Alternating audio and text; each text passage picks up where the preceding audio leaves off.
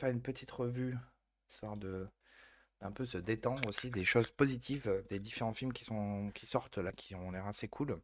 Bon, même si moi j'aimerais bien, comme je disais, des trucs sur nos histoires, hein. Allez voir tous les films de Marcel Pagnol, déjà ça. Vous allez vous régaler normalement si vous voulez voir un peu comment était la France d'avant, surtout la Provence. Mais là, il y a un film qui a été annoncé, j'aimerais un peu approfondir sur le réalisateur et tout ça. Donc, qui a été annoncé sur Les Chemins Noirs avec Jean Dujardin, c'est trop cool en plus, c'est avec Jean Dujardin qui est quand même un acteur assez appréciable, hein, vraiment.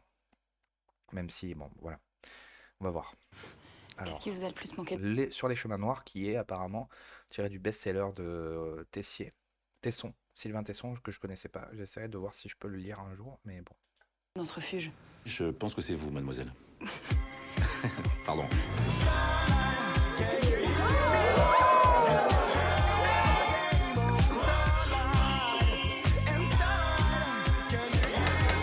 Allez, Jacques, un dernier verre. Oh, c'est malin.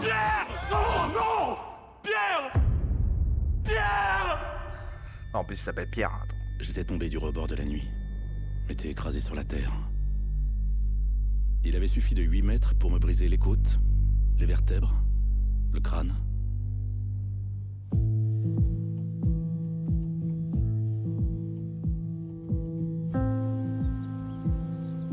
Corseté dans un lit, je m'étais dit à voix presque haute.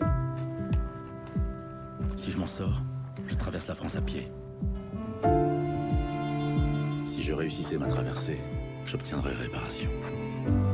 Je vais partir du sud-est, en direction de la Manche, jusqu'à la mer. Pierre, c'est de la folie, t'en as conscience. Oui, mais si je pars pas, je pète les plombs. T'as plus de 1000 bornes, là. 1003.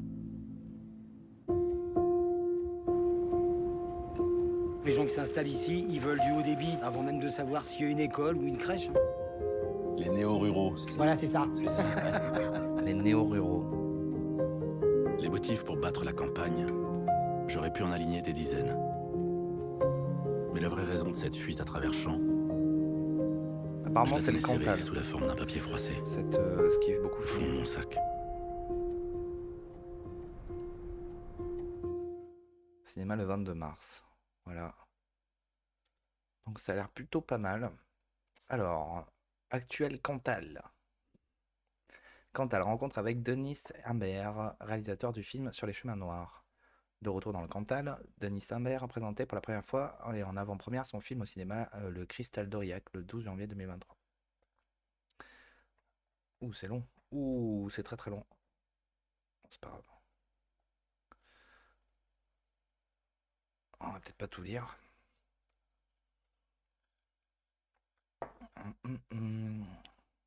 Donc, le réalisateur Denis Imbert était à Aurillac à l'occasion de l'avant-première de son film Sur les chemins noirs, adaptation du récit éponyme de Sylvain Tesson. Comment le réalisateur a-t-il réussi à pénétrer l'âme de l'auteur du livre dont il s'est librement inspiré? Comment voit-il la France et l'hyper-ruralité? Pourquoi avoir choisi Jean Dujardin pour le rôle principal, entretien avec un homme aux valeurs terriennes et au regard libre? La voix du Cantal, donc c'est la question. Denis Imbert, votre film Sur les chemins noirs raconte l'histoire d'un homme cassé au milieu d'une France traversée par la diagonale du vide. Mais c'est ça que je comprends pas. Pourquoi il parle de la diagonale du vide alors qu'il part du sud-est, donc de la Provence, on va dire, et il va à la Manche. Donc c'est l'autre diagonale. Je ne comprends pas très bien là, ce qu'ils nous font là. Normalement, la diagonale du vide, c'est du sud-ouest vers le nord-est. C'est dans la France périphérique de Christophe Guilly qui a bien démontré ça. Après, je sais plus si c'est par une phrase, enfin une description, la diagonale du vide qu'il avait tiré d'un autre gars dont il se servait pour faire tout son livre, Christophe Guilly. Mais bon, c'est pas grave. On parle d'accidents bêtes, de rupture dans tous les sens du terme, de souffrance nécessaire, de rédemption. Pensez-vous que votre film soit une ode au courage? Denis Imbert, réponse. Ce terme de courage renvoie tout de suite à une image un peu extrême. Ça commence. Une volonté, un devoir vis-à-vis de soi-même. Ce que fait Pierre, Jean Dujardin, c'est un voyage intérieur. L'histoire de Sylvain Tesson parle plutôt de l'énergie vagabonde, du mouvement. Ce mouvement qui va déclencher des réponses, des solutions dans une espèce de flamboyance. Son retrait de la civilisation Sa convalescence résonne comme une évidence. Ce que j'aime, c'est qu'il n'y a pas de représentation. D'ailleurs, dans cet itinéraire, si le personnage choisit les chemins de traverse, les chemins noirs, c'est dans toute humilité. C'est très normal. Il n'y a pas de notion d'aventure. Vous voyez, si au cours d'un dîner vous dites je vais marcher dans le Cantal, à aucun moment il y a une notion d'aventure. Alors que si vous dites je vais faire l'ascension du Kilimandjaro, tout de suite on imaginera le décor, les paysages et les paysages. Voici la particularité de Sur les chemins noirs. Pierre fait un voyage intérieur qui touche tout de suite l'humain à l'humain. C'est ce rapport avec soi-même qui me touche très fort dans le livre. Et maintenant dans mon film. Pour les besoins du film, j'ai traversé la France dans les pas de Sylvain Tesson et j'y ai fait les mêmes rencontres. Ces rencontres rendues possibles car vous êtes à échelle d'homme, vous êtes juste un terrien. C'est intéressant parce que ça fait penser à Brodel. Brodel qui allait partout en fait. Regardez, c'est un historien qui se base sur la terre et les hommes pour écrire l'histoire et pas le contraire et pas sur les idées. C'est un grand, grand auteur. Et donc c'est marrant parce que j'ai vraiment l'impression qu'il parle comme lui là. Je viens d'un milieu rural.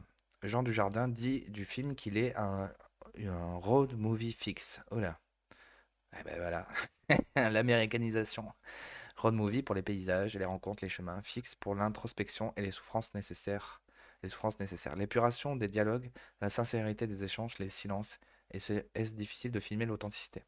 Bah, c'est ce que les anciens producteurs, comme Marcel Pagnol, faisaient. Filmer l'authenticité. Exactement. Donc le journal, dans la construction du scénario que j'ai écrit, ah non, pardon, c'est le réalisateur. Comment j'arrive pas à retenir son nom? Denis Imbert. Non, non, non, non, non, pardon, c'est ici. Ah, j'ai perdu le fil, j'ai perdu le fil. Je viens d'un milieu rural, hein, ça a été filmer l'authenticité, voilà. Dans la construction du scénario que j'ai écrit avec Diastem, l'idée était que les rencontres aient l'air de scènes du quotidien. De pas grand-chose. D'un point de vue scénaristique, dramaturgique, c'est fascinant. Cependant, ces petites scènes devaient amener énormément d'informations sur le personnage, sur sa vie, qui il est, la façon dont il regarde, dont il écoute, et ce que ça dévoile de lui-même. Et c'est une articulation très intéressante dans l'écriture. Ce qui a pu aider, c'est que je viens d'un milieu rural, du Limousin, où certains de mes cousins sont agriculteurs. Quand j'étais enfant, je trouvais leur vie très romanesque. Je me souviens de la récolte, les foins, la batteuse, quand on tirait les tables pour les gens venus aider. Filmer en creux cette vérité, c'est une petite Madeleine de Proust qui me permet d'aujourd'hui de faire marche arrière. Quand j'étais jeune, j'ai quitté ma ville natale de Limoges et j'avais un peu honte de mes origines. J'arrivais dans les dîners à Paris où je taisais mes origines. Je disais je viens de province, avec un accent un peu pointu. Maintenant, je fais partie d'associations des Limousins de Paris. J'aide les jeunes Limousins à s'installer. Je revendique ces racines, ces tentacules anguleux, sombres qui font peur, ce train qui arrive en retard. Et puis ces gens qui sont caricaturés au cinéma, je veux leur redonner une valeur. Bah, caricaturer, en fait, le truc c'est que cette histoire de pas caricaturer, je veux dire, par exemple, justement, désolé, je reviens sur ça, mais bon, c'est ma Provence, c'est comme ça, dans Pagnol, en fait, tous les films que vous regardez, on pourrait penser que c'est des caricatures. Il y a une partie d'exagération sur les personnages, parce qu'en fait, Pagnol essayait de faire des archétypes, mais en fait, il filmait le naturel.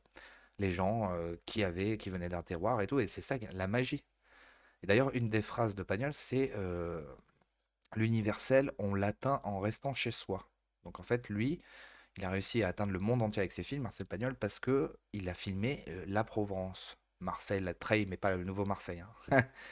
La Garrigue merde, au Galabrand, Galabra, attends, c'est quoi? J'ai le mot, il me vient pas. Donc en fait, il avait essayé de reconstituer des petits villages provençaux et tout ça, où il filmait les gens aussi souvent dans les villages. Et voilà. Et donc il voulait filmer l'authenticité. Et on parle pas d'une caricature, en fait, c'est juste la vraie diversité de notre pays, c'est-à-dire toutes les régions, avec des histoires complètement folles dans chaque région de France. Et donc moi, ça me saoule quand on parle de caricature, par exemple. C'est vrai que pendant des années, ça a été caricaturé, les accents et tout ça. Mais au final, c'est génial, quoi. Moi, j'adore faire l'accent marseillais, par exemple. Dans votre film, on croise des gens simples, sans histoire, sans raison, sans portable. On circule dans des rues bordées de panneaux à vendre. On constate les déserts médicaux. Peut-on y voir un message politique? Denis Imbert. Vous savez, cette hyper-ruralité, cette zone grise des cartes, Sylvain Tesson les a vraiment traversées. Ces chemins noirs qu'il a fait la promesse de parcourir alors qu'il était sur son lit d'hôpital après sa chute. En voyant cette carte de la diagonale du vide, du sud et du Mercantour jusqu'au nord-ouest du Cotentin, il s'est dit, je vais aller au cœur de ces campagnes. Je vais aller dans cet enfer de Dante. Et là, il a vu l'univers merveilleux et les gens magnifiques. Et ouais. Dans mon film, pour la scène dans le village de Bourganeuf, en Creuse, on n'a pas eu à peindre les vitrines pour y écrire à vendre. Quand Pierre emprunte ce chemin de croix de boutique fermée, c'est vraiment comme ça. Aujourd'hui en France, dans une commune de banlieue, on dépense en moyenne 10 000 euros par habitant. Dans une commune comme Murat, on dépense 100 euros par habitant. Vous vous rendez compte de la différence? Les gens quittent les villes parce qu'ils n'ont plus les moyens d'y vivre. J'en suis meurtri. On sort des élections et pas un seul candidat n'était au cœur de l'hyper-ruralité et la rencontre des gens qui vivent éloignés des villes. Et puis au moment où je lis sur les chemins noirs, on est en période post-gilet jaune, évidemment que ça tombe dessus. Et donc oui, ce film a un côté politique. C'est marrant parce que ça me fait penser que moi, je me rappelle parce que j'étais un soutien de Zemmour. En gros, alors effectivement, il avait quelques mesures pour la ruralité, notamment son idée de donner une aide très grosse à ceux qui feraient des enfants dans les villages, donc les hameaux, les villages de moins donc un village, c'est moins de 2000 habitants. Mais j'avais été dégoûté parce que je pensais que Zemmour allait faire un truc particulier, c'est-à-dire qu'il allait faire presque tous ses meetings et même son annonce de campagne dans la ruralité. Alors après, le Trocadéro, ça aurait été bien, ça aurait été l'apogée, mais je pensais que c'est ça qu'il aurait fait. Qu'il aurait mis en avant, qu'il aurait compris qu'il fallait vraiment s'occuper du peuple. D'ailleurs, Tabibian attaque beaucoup Zemmour là-dessus, qu'il a complètement zappé les gilets jaunes, machin, tout ça. Il s'est vraiment beaucoup plus rapproché au niveau économie et réflexion des LR. Et c'est vraiment dommage. Et là, dernièrement, en fait, il a fait plus ça. Il avait fait un truc chez un paysan, mais ça suffisait pas. Il aurait fallu faire vraiment des meetings tout le temps orientés contre Paris, en fait. Pas contre, mais pas à Paris. Et j'ai vraiment regretté qu'il fasse pas ça. Et c'est marrant parce que c'est exactement ce que dit ce réalisateur. Et je pense qu'il n'aurait pas pu dire ça. Il aurait dit, regardez, on a vu au moins, peut-être, même si c'est l'extrême droite, Zemmour faire ça. Je trouve ça vraiment dommage, quoi. C'est vraiment un des ratés de Zemmour très fort aussi. Puisque normalement, en fait, la seule priorité, ça devrait être réindustrialiser la France et surtout réagriculturaliser la France.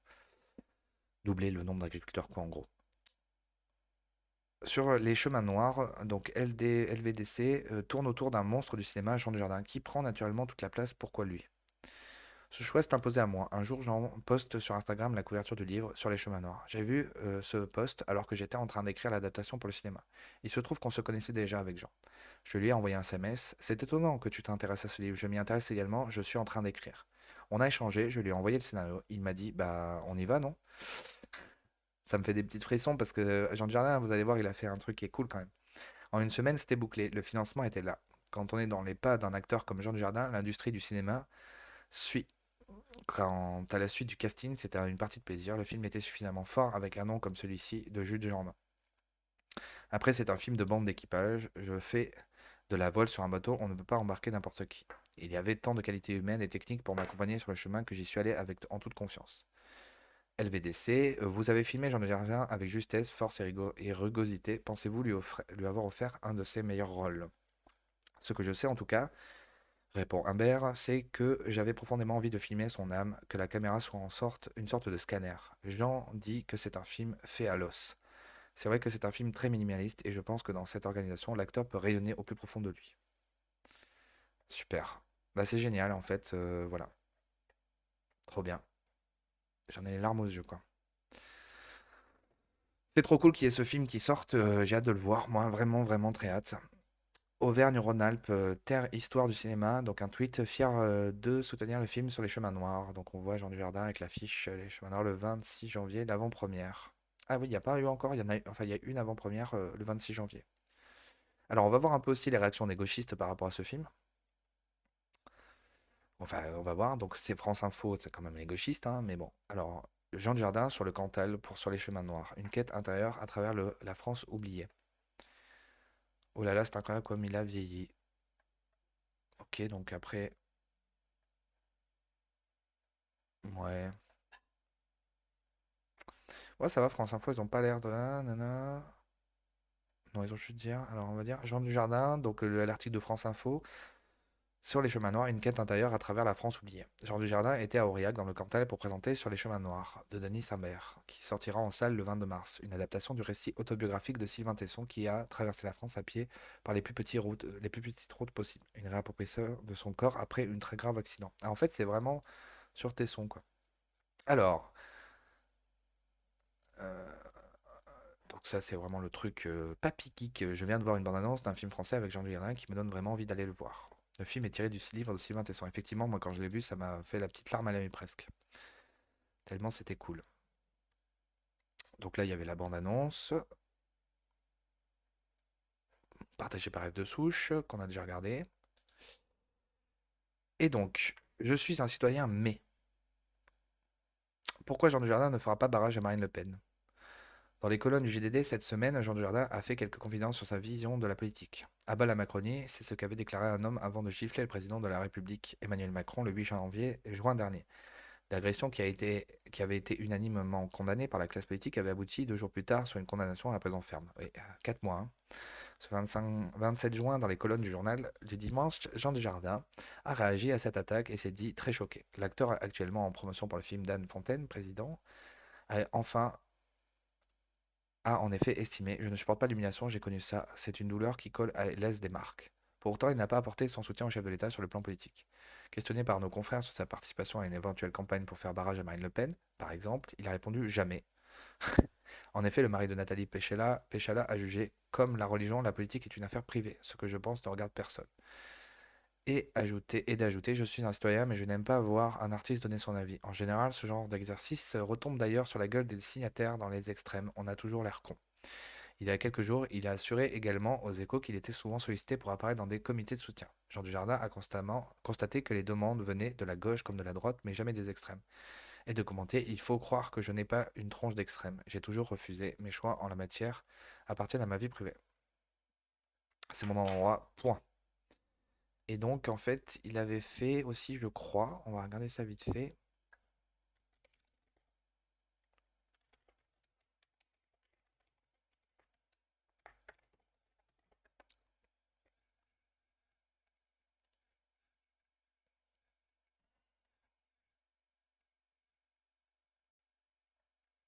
Il avait été au meeting de Zemmour. Parce que il aimait bien, je pense, comment Zemmour parlait de la France, peut-être. Je sais pas. Présidentiel, Jean Dujardin se retrouve bien malgré lui au meeting d'Éric Zemmour. Trocadéro, les internautes s'emballent. En évoquant sa vision de l'assimilation, Éric Zemmour a fait référence à Louis de Funès, Jacques Brel, Victor Hugo ou encore Jean Dujardin, ce dimanche 27 mars. Mais je crois qu'il était là, hein. Attends.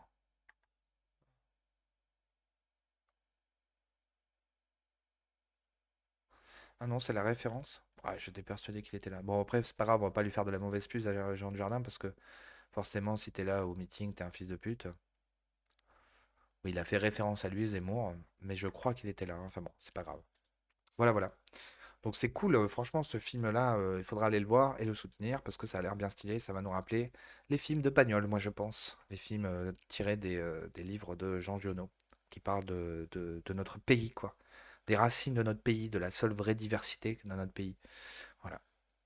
Alors, un autre film dont j'ai entendu parler, c'est Illusion perdue. Je sais pas trop ce que c'est, on va regarder. J'aimerais beaucoup vous présenter Petite séance hein, où on regarde des choses positives qui sont des vrais films français, quoi. quelqu'un. Il nous vient d'Angoulême. Lucien de Rubempré, pour vous servir. Pour lui, la poésie est une chose sacrée. Après ça, je sais pas. Alors, Lucien est un jeune poète inconnu dans la France du 19e siècle. Il a de grandes espérances, il veut se forger un destin. Il quitte l'imprimerie familiale de sa province natale pour tenter sa chance à Paris, au bras de sa protectrice. Bientôt livré à lui-même dans la ville fabuleuse, le jeune homme va découvrir les coulisses d'un monde voué à la loi du profit et des faux semblants. Une comédie humaine où tout s'achète et se vend. La littérature comme la presse, la politique comme les sentiments, les réputations comme les âmes. Il va aimer et il va souffrir et survivre à ses illusions. Illusions perdues, ouais, je crois qu'il y a une scène sympa sur les journalistes. Une sorte de religion intime. Quelle folie de partir ensemble. Paris. J'ai besoin de travailler, monsieur. Je respecte énormément le métier de journaliste. Et tu crois que c'est quoi mon métier? Vous éclairez les gens sur l'art, le monde. Mon métier, c'est d'enrichir les actionnaires du journal. Ça troll un peu quand même. Notre ligne éditoriale sera simple. Le journal tiendra pour vrai tout ce qui est probable. Ah, ce troll. Ah, c'est énorme. Tiendra pour vrai tout ce qui est probable.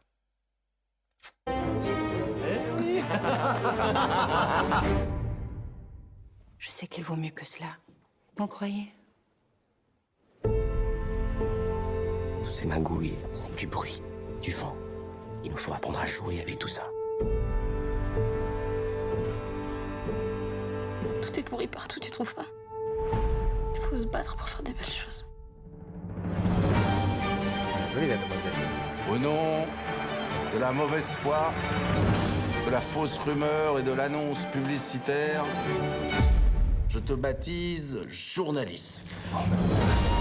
Et c'est un troll.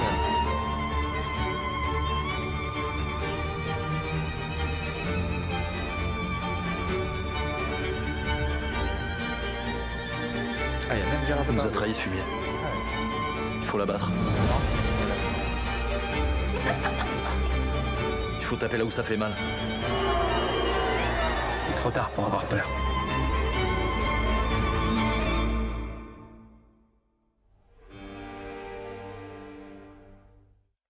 Ok, bah ça a l'air intéressant. À noter, quoi. À noter. Oui, ça a l'air plutôt pas mal. Ok. Donc par contre aussi, il y a un autre film qui va sortir dans pas très longtemps, donc qui est le film du Puy du Fou, qui commence à faire des films, donc c'est cool. Ça s'appelle Vaincre ou mourir. Et je vais lancer le teaser aussi, et on va regarder ça. Le truc, c'est que j'aurais bien aimé aller chauffer mon petit café. Merde, Ils sont depuis des siècles. c'est vraiment 30 On secondes. doit s'en acquitter avec panache. Je veux être cet homme-là. Je veux être l'homme du panache.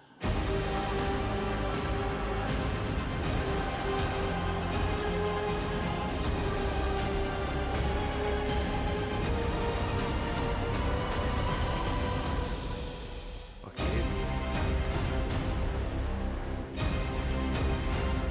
Ah, il a une bonne gueule, le gars, quand même, hein. Ok. Synopsis, 1793, donc oui, ça doit être par rapport au génocide vendéen, je crois. Voilà 3 ans que Charette, ancien officier de la marine royale, s'est retiré chez lui en Vendée. Dans le pays, les promesses de la Révolution française laissent place à la désillusion. La colère des paysans gronde, ils font appel aux jeunes retraités pour prendre le commandement de la rébellion.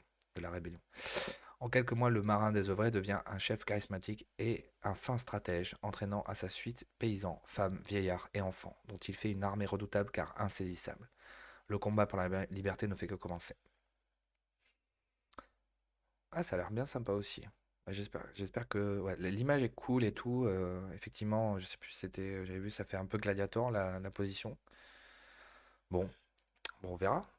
On verra si c'est bien. Il sort le 25. C'est quand là, c'était marqué? Voilà, le 25 septembre. 25 janvier, pardon. Donc c'est dans 3 jours là. Mercredi prochain, il sort. Très bien. On ira le voir avec ma choupinette. Et donc, il y a aussi 3 mousquetaires pour finir cette partie-là.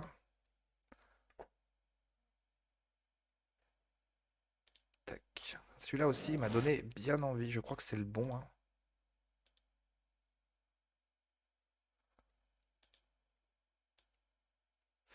Ah oui, il y a ça que je voulais faire aussi. Donc on va prendre le temps encore hein, de voir pas mal de choses. Donc celui-là, on a vu le teaser avec ma femme, on a trouvé ça quand même bien cool. Ça faisait longtemps que j'avais pas vu une bande-annonce de film française qui m'a donné envie. J'avais l'impression Ça me rappelait le Pacte des loups, quoi. Le Pacte des loups, qui était quand même bien stylé ce film à l'époque.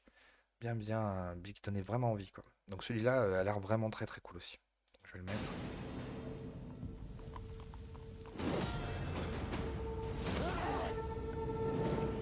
Je suis Charles d'Artagnan.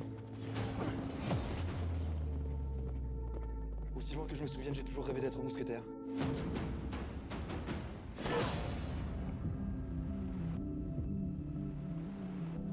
D'Artagnan, vous êtes le fils d'Achille? Oui. Je rêvais comme lui d'enfiler la casaque et de servir mon roi. Rejoindrez les cadets. Et un jour, peut-être, vous serez mousquetaire. Excusez-moi. Quoi, c'est tout? Vous voulez donc que je déclare la guerre aux protestants et à l'Angleterre? Ce serait intelligent que d'avoir peur. Votre Éminence, Il est dit. Buckingham et la reine vont enfin pouvoir se retrouver. La reine préfère le déshonneur à la guerre. Elle aura le déshonneur. Et nous aurons la guerre. Le roi n'a pas d'amis. Il n'a que des sujets et des ennemis. Ils sont 7, nous sommes 3.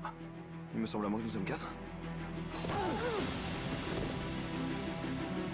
Tout ce que j'ai fait, que je vais faire, je l'ai fait pour la grandeur de la France.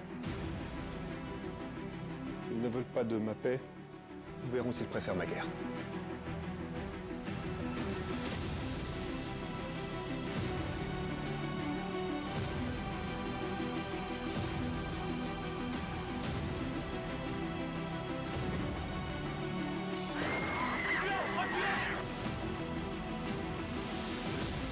Mousquetaire. Vous êtes soldat pour mourir.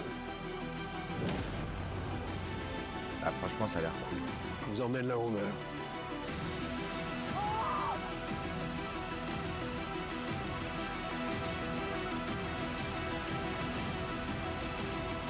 Je sais pas.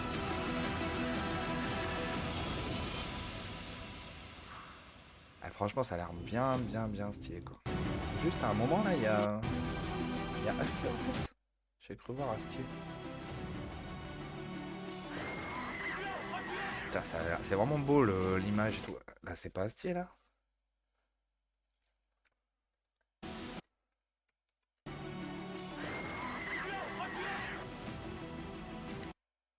Non, c'est pas du tout Astier. C'est pas grave. Non, ça m'aurait fait rire. En tout cas, ouais, ça a l'air vraiment cool. Il a l'air d'avoir du méga budget, on verra. Bon, c'est vrai qu'il y a beaucoup de gauchistes là, entre Cassel, Romain Duris, là, mais bon, c'est quand même, ils ont une bonne gueule, quoi. Il n'y a pas de, voilà, c'est pas détourné, ça a l'air, ça a l'air travaillé quand même là. Ça n'a pas l'air fait n'importe comment, c'est cool. C'est bien de, voilà, les 3 mousquetaires. On verra, en espérant que que ça vaille le coup. Voilà, donc on a terminé cette partie cinéma et œuvre. Donc bon, je fais pas sur les livres et tout, on pourrait faire ça aussi. En tout cas, c'est bien aussi de faire des parties où on parle des bonnes nouvelles. Donc les, les œuvres qui sortent. Alors il y a un film sur les clichés, je sais pas ce que c'est le nom, qui est sorti aussi, enfin qui est au cinéma apparemment à Paris, mais que à Paris. Avec des discussions de personnes à deux là à chaque fois, et c'est des clichés qui sont mis en avant. Ça a l'air assez stylé aussi, mais j'ai pas réussi à retrouver le nom. Donc si vous avez en tête de quoi je parle, si ça vous dit quelque chose, essayez de me dire en commentaire. Voilà. Intéressant, vraiment intéressant. En tout cas, sinon, on va continuer. Là, je pense qu'on va finir à 10h. C'est pas grave, on prend le temps, c'est dimanche. Là, aujourd'hui, j'ai pas trop d'obligations. Donc on peut prendre le temps, et donc là on va continuer. Donc n'oubliez pas de soutenir les différents médias, d'aller voir tous ces films que j'ai montrés, de vous abonner à la chaîne, de follow si vous êtes sur Twitch, de commenter aussi, d'interagir, il n'y a pas de souci. Il y a plein de choses à dire. Et donc on continue. Et donc là, comme d'habitude, j'ai fait, comme je ferai à chaque fois, une petite mise de côté de toutes les vidéos que j'ai vues. Découvrez Madrid depuis l'hôtel. Oh là là, il va y avoir des pubs tout le temps.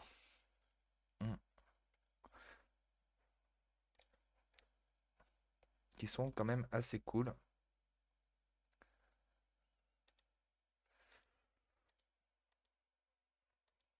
Donc avec Bolan Sansal, là, c'est les dernières vidéos que j'ai mis de côté. Oui. Voilà.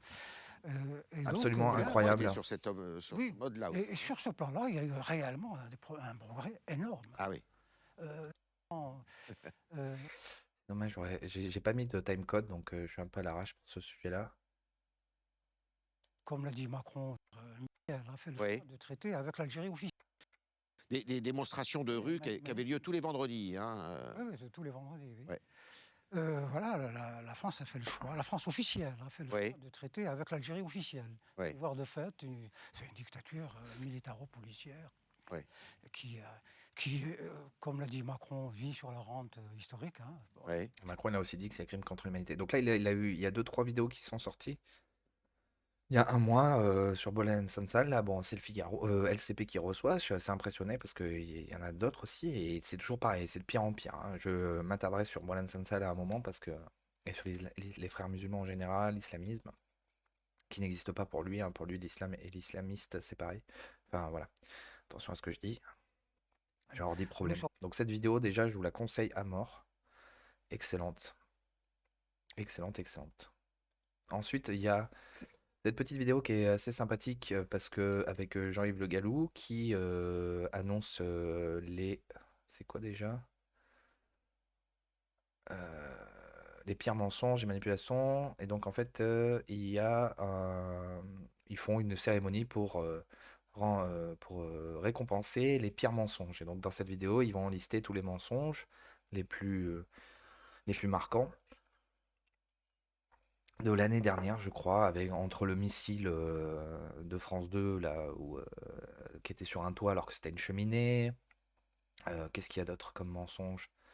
Il y a un truc où il parle de propagande russe, qui parle d'une manifestation qui n'existe pas alors qu'elle a vraiment existé, sur BFM. Enfin voilà, différents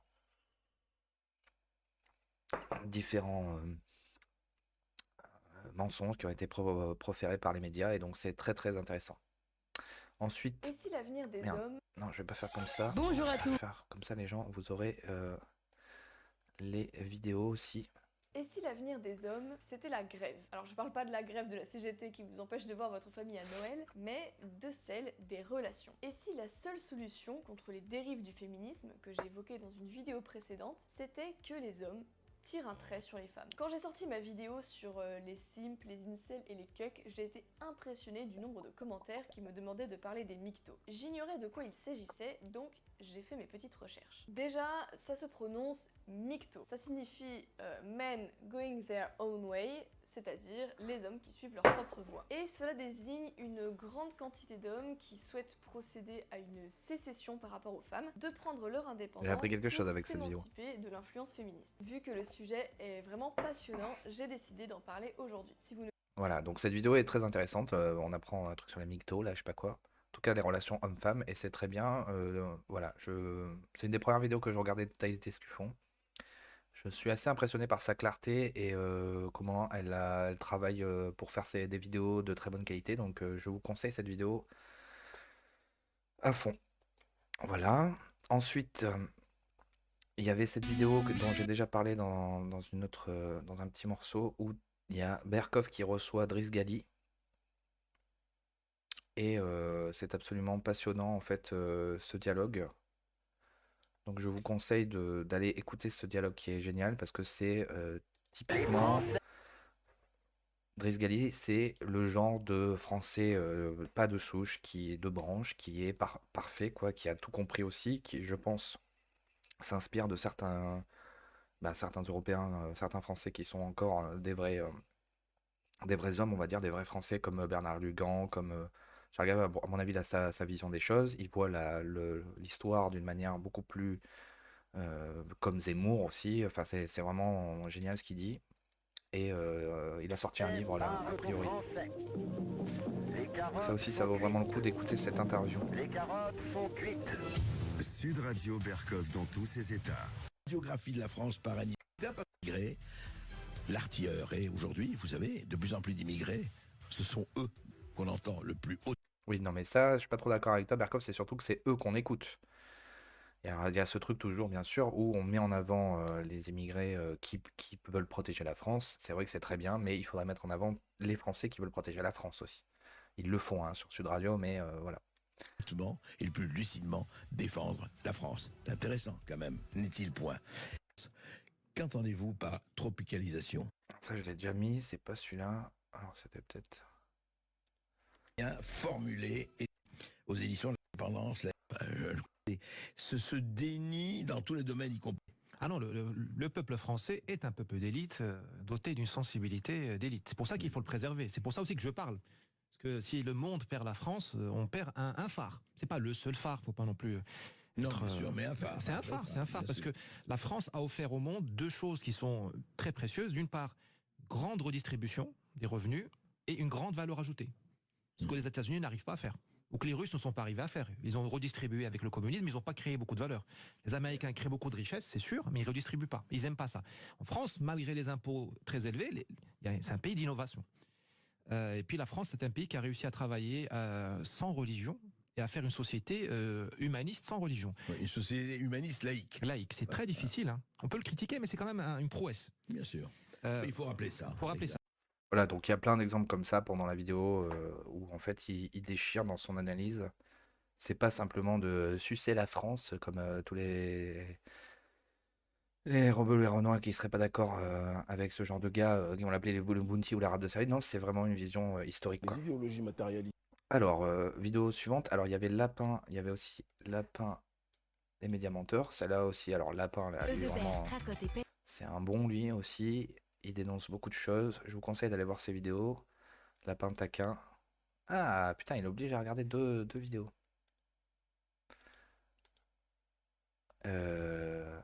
Pour 2 minutes, quand même. Ça aussi, c'est assez génial à voir. Une attaque au couteau a eu lieu début janvier et voici comment le décrit cette histoire dans son tweet du 7 janvier. Une employée de Lidl de 24 ans poignardée de plusieurs coups de couteau dans son magasin de Luc en Provence, dans le Var, un mineur interpellé. Donc voilà, donc là, il va expliquer que en fait, c'était un islamiste, qu'en même temps, il y avait un autre média qui avait les infos et qu'en fait, ils ont complètement tronqué l'information, le Parisien. D'ailleurs, ça me fait penser à la vidéo que je vous disais là de Yves Le Gallou, Jean-Yves Le Gallou, qui parle aussi de quand il y avait Albin Gervais qui avait été tué à Marseille, assassiné qui était un attentat islamiste qui d'ailleurs n'a pas été traité comme ça.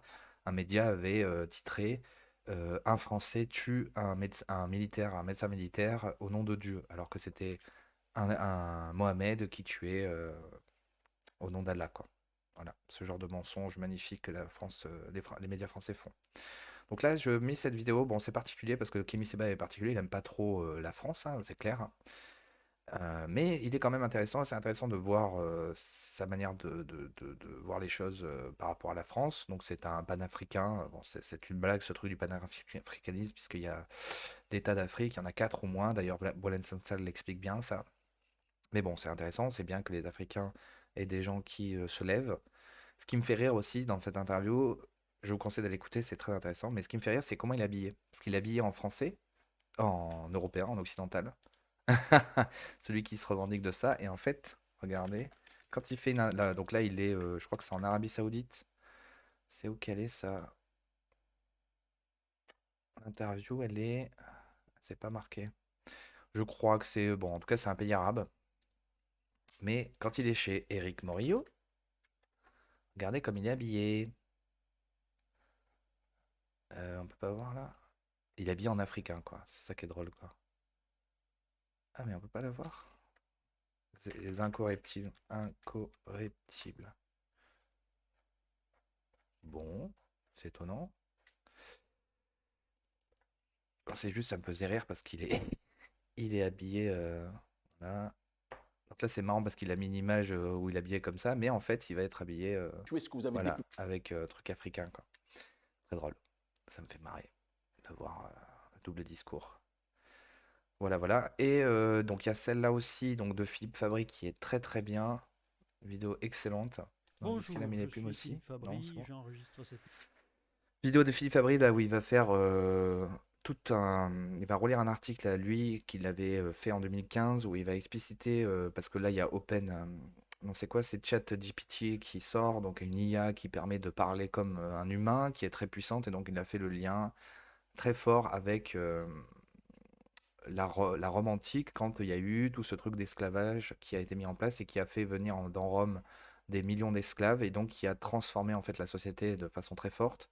Donc il fait le lien par rapport à toutes ces IA qui sont en train d'arriver, qui vont pouvoir, et les robots, qui vont pouvoir remplacer en fait les gens qui travaillent, donc l'équivalent d'un esclave, ou l'équivalent de force, voilà, de frappe, enfin de gens qui travaillent, parce qu'il y a plein d'IA qui pourront remplacer. C'est très intéressant et il remonte tout, et son article, bon, il est tourné pour ça, explicite vraiment ce changement. On voit dans la Rome antique le même changement que maintenant, avec, je sais pas, par exemple, le moment où il y a plein d'esclaves qui arrivent, et donc il y a des gens qui ont des récoltes, des agriculteurs qui ont des tas d'esclaves et qui peuvent travailler à la chaîne et faire des grosses exploitations qui, même si c'est mal fait, en fait, sont rentables, alors que les petits agriculteurs disparaissent, même s'ils font du très bon travail. Et d'ailleurs, c'est exactement ce qui s'est passé en France avec la mécanisation.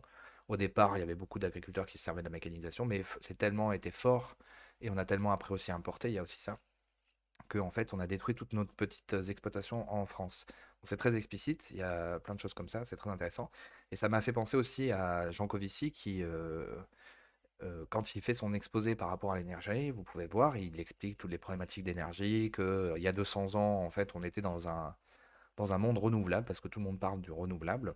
Mais avant le pétrole et le charbon, en fait, on était dans un monde renouvelable, avec les chevaux, le vent, enfin, les moulins avant et tout ça, l'eau, on servait beaucoup de l'eau aussi, déjà, comme force. Et donc, c'était tout à fait renouvelable. Et en fait, en gros, le charbon et le pétrole a permis de remplacer complètement ça et d'avoir, à l'heure actuelle, par exemple, c'est le chiffre qui donne, un smicard, en fait, c'est comme s'il avait 200 esclaves, en fait, quand il utilise son énergie. Puisque, par exemple, quand vous faites tourner votre mixeur qui vous permet de faire votre soupe, et bien en fait, c'est comme si vous aviez 4 cyclistes qui pédalaient derrière vous pendant que vous utilisez votre mixeur de 1000 watts, je crois, un truc comme ça. Donc c'est très intéressant parce que ça correspond vachement, les deux sont très explicites, et donc voilà. Donc il y a cette vidéo de Philippe Fabry est vraiment très intéressante. Je vous conseille de suivre Philippe Fabry, qui est quelqu'un de passionnant. D'ailleurs, il y a une interview géniale entre lui et Gab qui est excellente. Et je vais faire la dernière. Merde, putain. Bonjour, je suis... Tac. Après les sans-culottes, après les gilets jaunes, est-ce que les Français vont devenir des sans-couilles? C'est ce que nous allons voir de suite dans Actu sur 20, générique. Alors la vasectomie, c'est quoi? C'est une opération en fait qui sert à rendre les hommes stériles, c'est-à-dire que moi je n'aurai pas d'enfant. J'ai appris très tôt que je ne voudrais jamais d'enfant, vers vraiment 16 ans, 16-18 ans en fait, à l'âge où on commence à y penser. Et c'est vraiment quelque chose qui est resté constant depuis. À chaque fois que moi j'en ai parlé à des gens, il y avait quand même un peu cette tristesse pour moi de se dire « Ah mais tu connaîtras jamais le vrai bonheur », alors que ce vrai bonheur il peut se retrouver dans plein d'autres endroits finalement. La nouvelle révolution des Français, les gauchistes se mettent tous à la castration chimique ou la vasectomie. Bah, c'est peut-être au fond, hein, tu sais pas, Teddy, hein, peut-être que c'est parce qu'ils pensent qu'ils sont pédophiles, hein, peut-être qu'ils veulent se castrer. Hein. Des 30 balais, ils ont tous décidé de ne pas avoir d'enfants et décident la solution radicale. On se pose en mode react, comme des réactionnaires, et on écoute ça tout de suite. Voilà, donc cette vidéo est assez stylée, franchement. Teddy Boy et Pierre, je crois qu'il s'appelle, revoit toute cette histoire de vasectomie, et franchement, je suis impressionné, c'est trop cool. Donc je vous conseille d'aller voir cette vidéo, et elle est vraiment géniale. Voilà, donc on va s'arrêter là pour les vidéos de partage. Bon, il y en a d'autres, mais vous pouvez aller voir ma playlist, de toute façon, il y a plein de choses. Une sur Proudhon, voilà, qui est le personnage que j'utilise, parce que Pedro, hein, c'est pour ça, parce que j'aime beaucoup Proudhon, voilà. L'explosion sociale, c'est pour quand, avec Yvan Riolfol, celle-là, elle est très très intéressante, cette interview aussi, enfin voilà, il y a plein de choses, donc je vous conseille d'aller voir.